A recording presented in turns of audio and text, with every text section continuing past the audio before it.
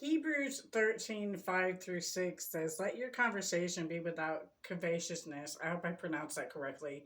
"And be content with such things as ye have, for he hath said, I will never leave thee nor forsake thee."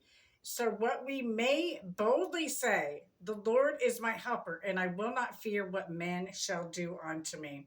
And this is really good. Covetousness basically means the love of things.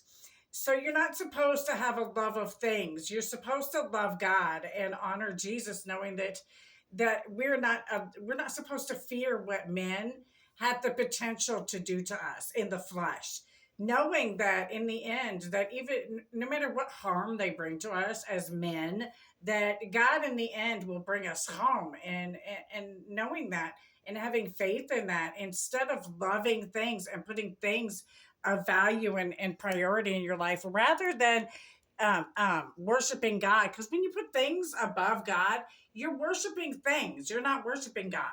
And so it's very important to understand that worshiping idols doesn't just mean in the terms of people when we're talking about flesh.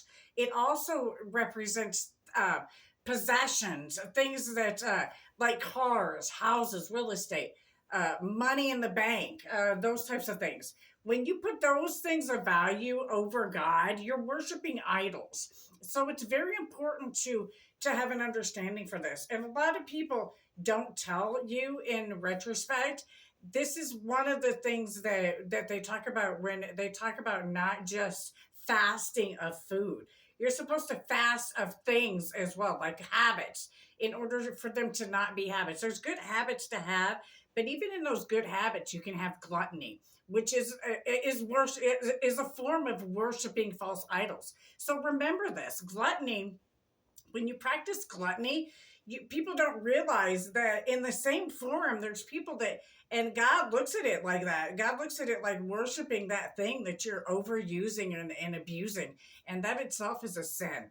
So we're supposed to worry about what God would do to us and what He would say as our helper, because He's the one who provides, He's the one who gives, He's the one who fulfills our needs and helps us along the way, who guides us in our steps. In knowing this, we're supposed to not worry about what man would do to us ever, because in the end we have to face God with God's love. God bless America. Have a blessed day. Back to badge and support the Purple Gang.